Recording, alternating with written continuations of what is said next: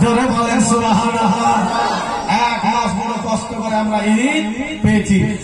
এলো ঈদের খুশি হর মুমিনের তরে, এলো ঈদের খুশি হর মুমিনের তরে।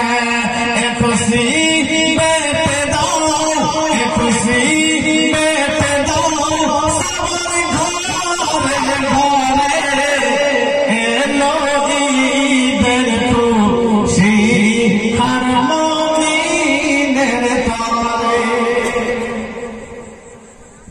মাহে